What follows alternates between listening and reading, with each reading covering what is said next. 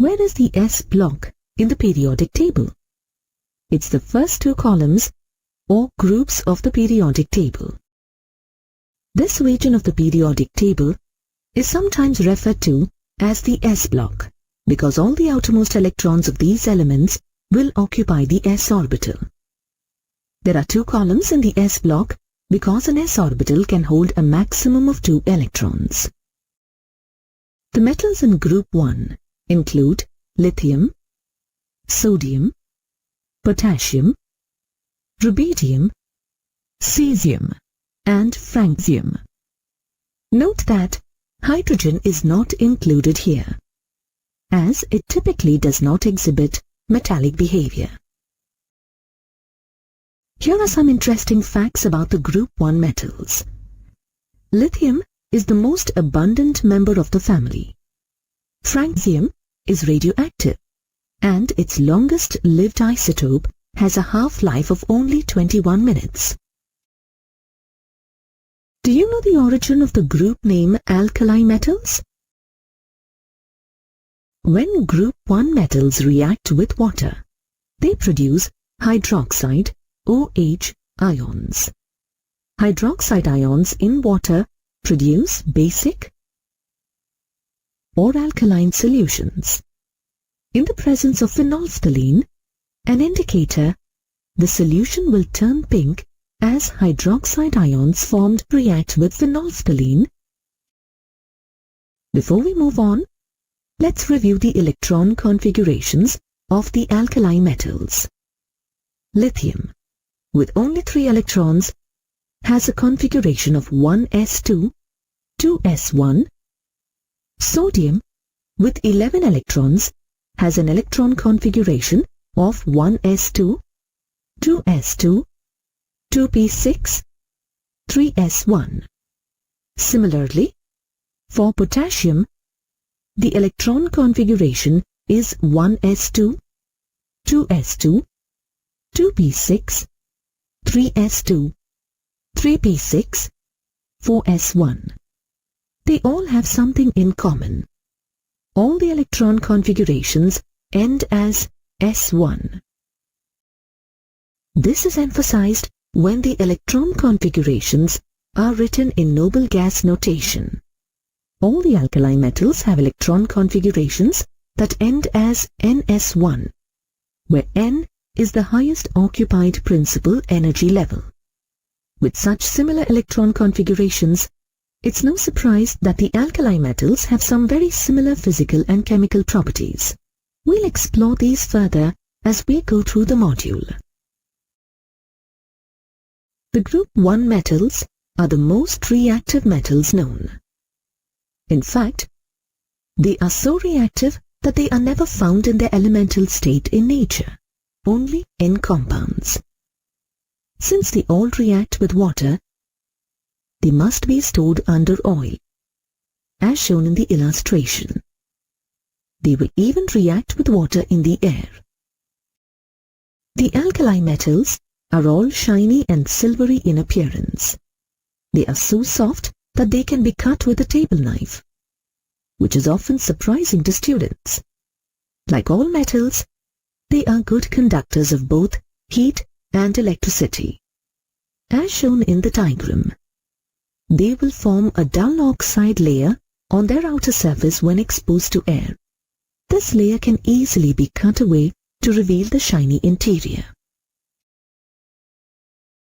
Recall that the alkali metals all have electron configurations ending as s1. The single valence electron for each of these elements is relatively loosely attracted to the nucleus. If this sole valence electron is lost, then the resulting ion is isoelectronic with the preceding noble gas elements, that is, having the same number of electrons as the preceding noble gas. Thus, the typical ion formed by alkali metal is a cation with a charge of +1.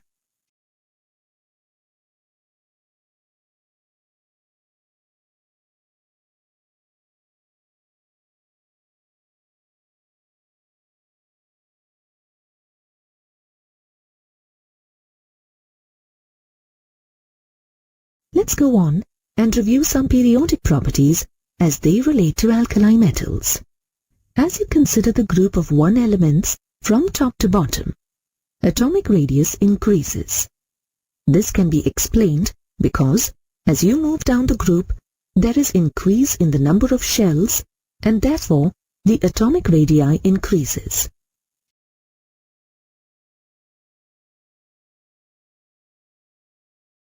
The cations that form are in all cases smaller than the parent atom. Since there are fewer electrons, there are fewer electron-electron repulsions, and so the radius is smaller for the cation.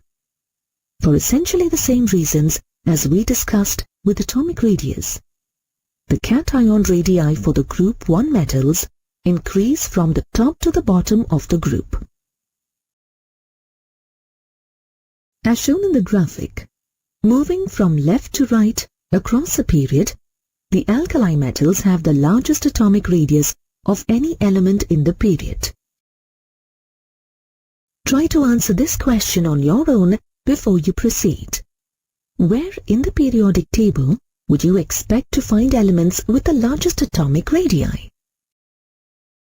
The largest atoms are found in the lower left-hand corner of the periodic table: cesium and francium.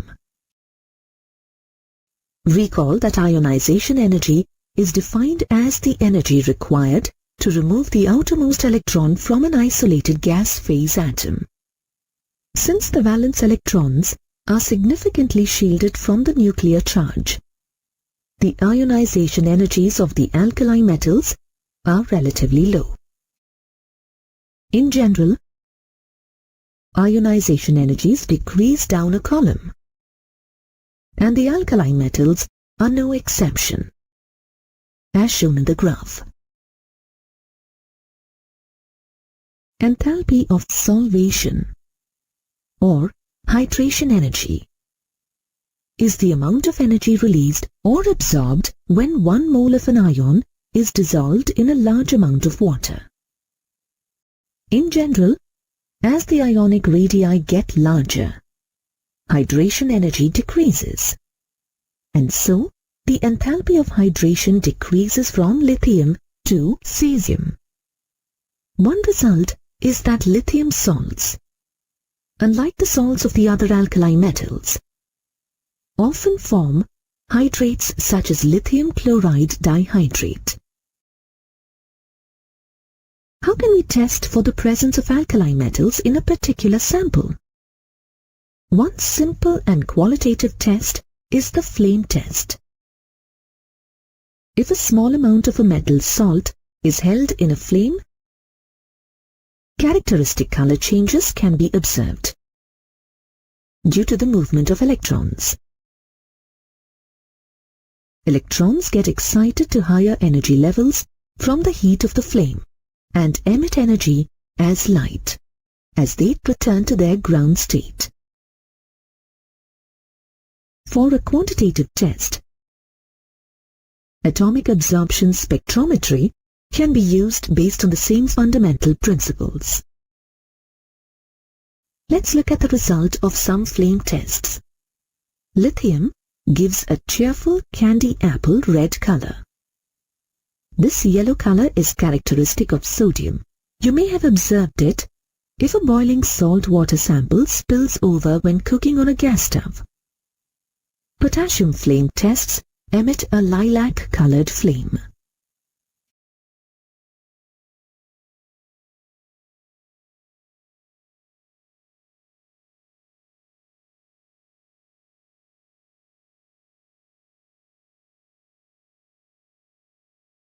Let's apply our knowledge to a problem. An explosion occurred in a chemical storage tank at Acme Chemical Company. An employee, while filing a claim for workers' compensation for injuries, states that the potassium nitrate being stored in the tank must have been responsible for the green flames he observed. Is the employee being truthful? We just learned that the presence of potassium gives a lilac flame. Therefore, we must conclude that the employee is not being truthful. Let's discuss some chemical properties of the alkali metals, starting with their reactions with oxygen. They all react vigorously with oxygen. They don't all form the same kinds of oxides though. Lithium reacts with oxygen to form a simple oxide, Li2O. Sodium forms sodium peroxide, Na2O2. The other metals all form superoxides. For example, CSO2. The oxides and peroxides that form from the alkali metals are typically white solids, as shown in the illustrations. They are basic anhydrides when placed in water. They will generate hydroxide ions, and thus basic solutions as shown in this reaction for lithium. The alkali metal superoxides, which only form with the larger alkali metals, are typically yellow or orange in color. Let's try some problem solving. What is the oxidation number of each element in the compounds? Lithium oxide, sodium peroxide, and rubidium superoxide. Recall that the sum of the oxidation numbers must be 0 for a neutral compound. For lithium oxide, since each lithium ion must have an oxidation number of +1, the oxygen ion must have a charge of -2. Using similar logic, since each sodium ion has an oxidation number of +1, each oxygen in the peroxide ion must have an oxidation number of -1. Rubidium here has an oxidation number of +1. So, each oxygen in the superoxide ion must have an oxidation number of -1/2. As was mentioned earlier in this module, the alkali metals all react with water. These reactions release hydroxide ions and hydrogen gas, as shown in the equation here. The reactions become increasingly more explosive down the column. The alkali metals all react with hydrogen. These reactions produce metal hydrides, which are ionic solids with high melting points. The alkali metals react very vigorously with the halogens. One classic example shown in the photo is the formation of table salt, or sodium chloride, from sodium metal and chlorine gas. The alkali metal halides are crystalline solids, as shown in the photograph. They have characteristically high melting points and are soluble in water. These are very stable compounds, as evidenced by their large negative enthalpies of formation.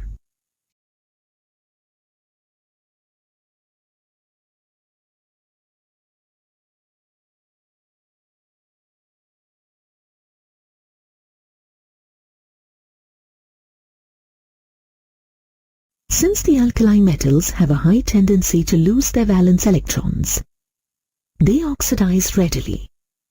When they oxidize, they cause some other substance to become reduced.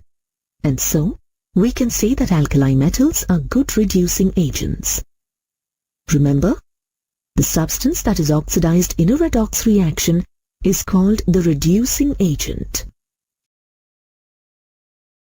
The alkali metals will dissolve in liquid ammonia. As the metals dissolve, the resulting solution turns blue, as shown in the photograph. The blue color is due to ammoniated electrons, which absorb visible light. The solutions are paramagnetic, which means that they are attracted to an externally applied magnetic field. When allowed to stand, the solutions slowly release hydrogen gas as amides are formed. as shown in the reaction. When concentrated, these solutions turn a bronze color and become diamagnetic. Let's go on and discuss some uses of the alkali metals. Lithium alloys are used for a variety of purposes. An alloy with lead is used to make engine parts. An aluminium-lithium alloy is used in airplane construction. And a magnesium-lithium alloy is used to make armor plates. Lithium metal is used in some thermonuclear reactions and to construct various types of batteries.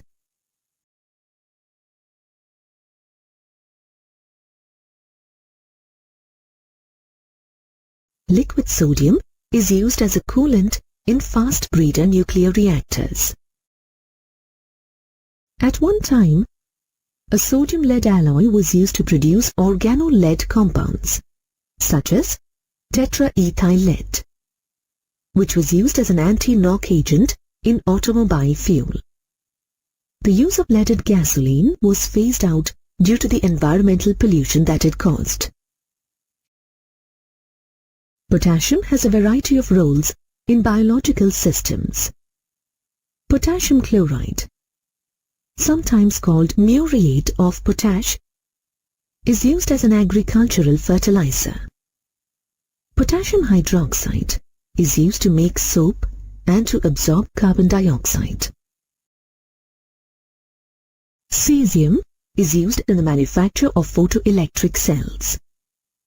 In subsequent modules, we will discuss important compounds of the alkali metals and their biological roles.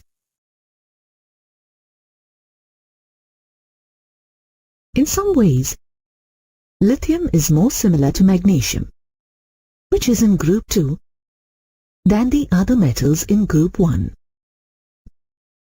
This is sometimes referred to as a diagonal relationship, and it is due to the similarity in the ionic radii and the charge or radius ratios of these two elements. Compared to the other metals in group 1, lithium has a smaller radius and a higher charge or radius ratio, resulting in some anomalous behavior. In what respects is lithium atypical? It is denser and harder than the other members of its family, and its melting and boiling points are higher than the other alkali metals. Lithium is the least reactive element in the family, yet it is the best reducing agent. If you look at the table of standard reduction potentials, lithium is at the bottom of the table. This means that for the group 1 metals, lithium has the strongest tendency to oxidize. So, lithium is at the top of the activity series for single replacement reactions. Additionally, lithium chloride is the only alkali metal chloride that forms a hydrate, lithium chloride dihydrate. The chloride salts of the other alkali metals are anhydrous. In many ways, lithium is an exceptional alkali metal. Its compound with the hydrogen carbonate ion is not isolated in the solid state. It does not form an ethanide compound when reacting with ethine. When lithium nitrate is heated, the decomposition reaction results in lithium oxide. However, other alkali metal nitrates form nitrites when heated. This is shown in the equations. Lithium nitrate decomposes to form lithium oxide, nitrogen dioxide, and oxygen gas, whereas the decomposition of sodium nitrate yields sodium nitrite and oxygen gas. The fluoride and oxide salts of lithium are less soluble in water than the same salts formed from the other alkali metals. For example, only about 0.13 gram of lithium fluoride will dissolve in 100 grams of water. But it's possible to dissolve about 4 grams of sodium fluoride in 100 grams of water at the same temperature. The diagonal relationship between lithium and magnesium was mentioned earlier in this module. Lithium and magnesium have some notable similarities in their chemical properties. Both form nitrides, as shown in the reactions here. Both react slowly with water. Neither element forms compounds containing the superoxide ion. There are two other similarities worth mentioning about these two metals. First, their carbonates, when heated, decompose to form a metal oxide and carbon dioxide. Both the metals form water-soluble chlorides that are found as hydrates.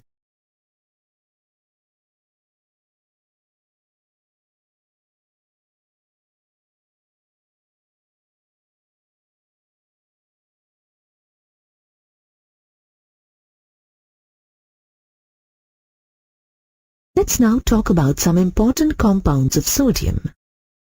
Sodium carbonate, sodium chloride, sodium hydroxide, and sodium hydrogen carbonate. Sodium carbonate, commonly known as washing soda, is a white, crystalline solid as shown in the photographs.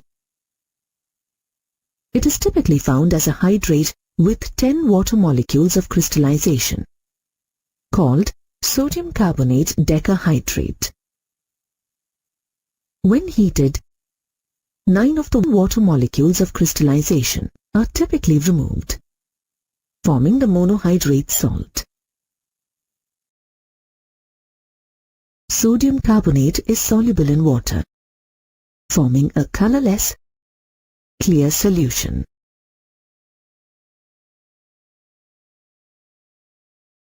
Above 373 Kelvin, it forms an anhydrous salt called soda ash.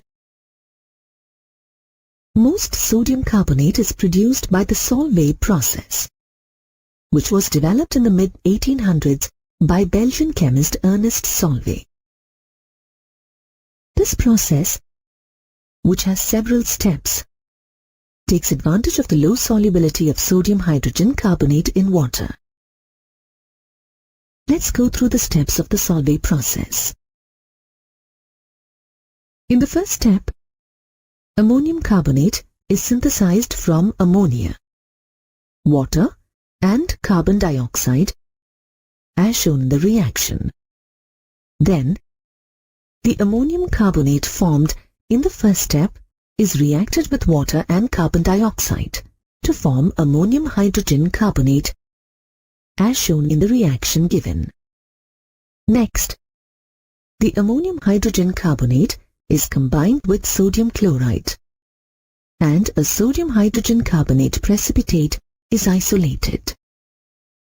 Upon heating, the sodium hydrogen carbonate decomposes to form water, carbon dioxide, and sodium carbonate. Finally, ammonia is recovered by reacting the ammonium chloride formed in step 3 of the process.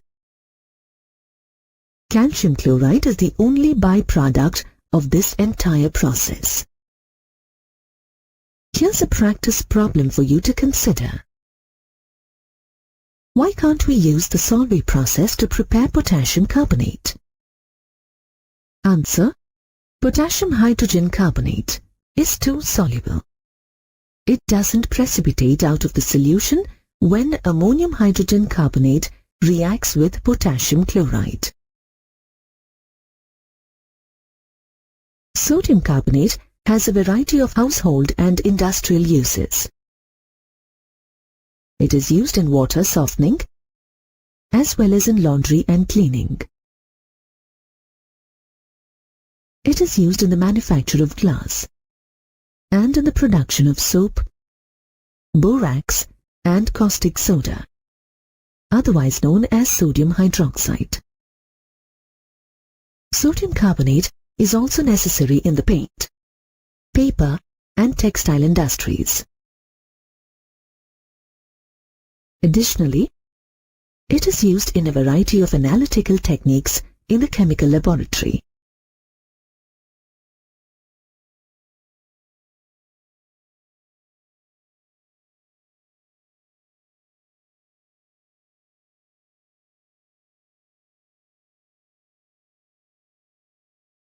Sodium chloride is another important compound of sodium. Seawater is an important source of sodium chloride. When seawater is evaporated, it leaves behind crude sodium chloride, which contains several impurities including calcium sulfate, calcium chloride and magnesium chloride. Sodium chloride is commonly used as table salt and in the preparation of other compounds that contain sodium, such as sodium hydroxide, sodium carbonate and sodium peroxide. Like other ionic crystals, sodium chloride has a high melting point of 1081 Kelvin. The photograph here shows a halite crystal, which is a naturally occurring form of sodium chloride. As the green line in the solubility diagram shows, the solubility of sodium chloride is nearly independent of temperature. About 36 grams of sodium chloride can dissolve in 100 grams of water between 0 and 100 degrees Celsius. Another important compound that contains sodium is sodium hydroxide. In its pure form, it is a white solid, often sold in pellet form, as shown in the photograph. It is very caustic, so don't touch it. Sodium hydroxide melts at 591 Kelvin.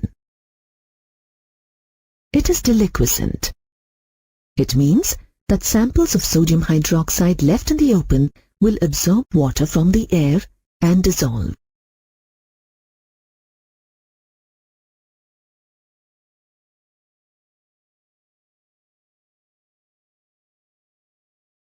Sodium hydroxide is very soluble in water. The preparation of a solution of sodium hydroxide is very exothermic. When preparing concentrated sodium hydroxide solutions, it is necessary to place the container in an ice bath. The solutions themselves are very basic due to the presence of hydroxide ions. Sodium hydroxide solutions will react with carbon dioxide to form sodium carbonate. Sodium hydroxide is used for a variety of purposes. It is used in the manufacture of soap, paper, and various textiles.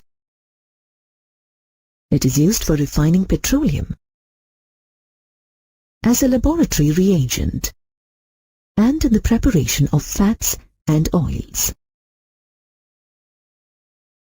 Sodium hydroxide can be prepared by the electrolysis of brine solutions, that is, sodium chloride solutions, in the Kastner-Keller cell.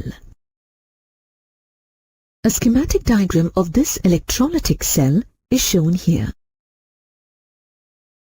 Recall that the cathode is where reduction occurs in an electrochemical cell. In the Kastner-Keller cell, mercury functions as the cathode. In the reduction half reaction, sodium ions combine with an electron to form a sodium-mercury amalgam. Oxidation occurs at the anode in an electrochemical cell. In the Kastner-Keller cell, a rod of graphite, a form of carbon, is used as the anode. In the oxidation half reaction, chloride ions form chlorine gas and release electrons. The sodium-mercury amalgam that forms at the cathode then reacts with water, releasing sodium hydroxide, mercury metal, and hydrogen gas.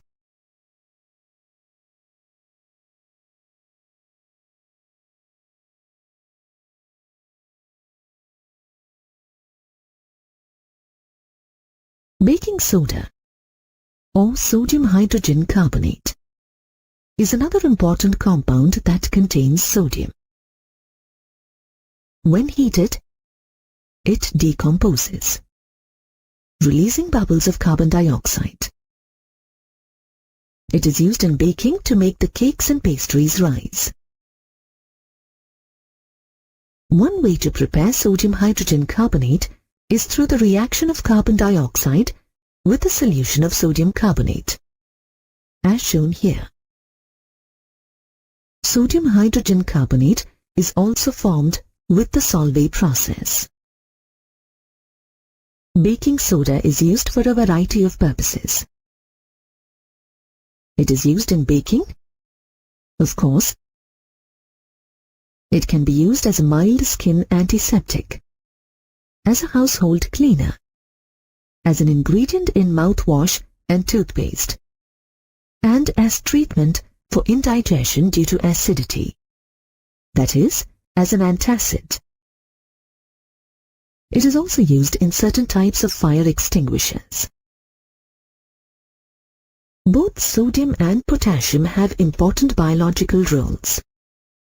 They are present in relatively large amounts in the human body. In an average adult male with a body mass of 170 kg, about 90 grams of sodium and 170 grams of potassium are present. Compare this with the other essential nutrients. Only about 5 grams of iron and 0.06 gram of copper. This reflects the important roles both sodium and potassium ion play in the human body.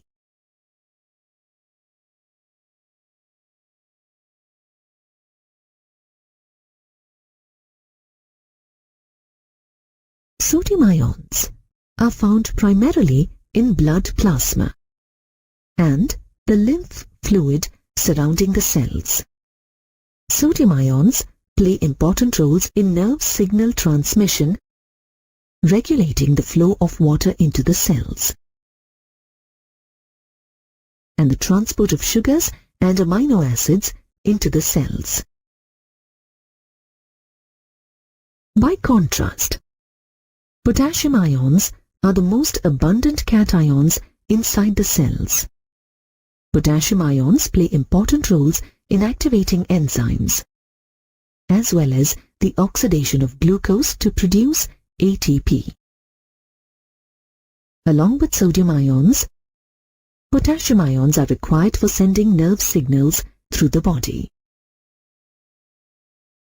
In a resting neuron, the concentration of potassium ions is about 30 times higher inside the cell than outside. The concentration of sodium ions outside the cell is about 10 times higher than inside the cell. There are sodium ion channels and potassium ion channels in the cell membranes.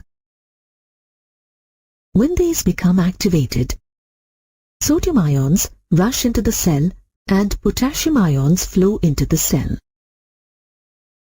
The movement of sodium and potassium ions against their concentration gradients causes the polarity of the membrane to charge momentarily. As this moves down the neuron, the nerve signal travels through the body. The sodium-potassium pump, a transmembrane protein in cell membranes, uses active transport to move sodium and potassium ions across cell membranes against the concentration gradients. In doing so, the sodium-potassium pump breaks down ATP molecules. This process alone accounts for about 1/3 of the ATP used in animal cells.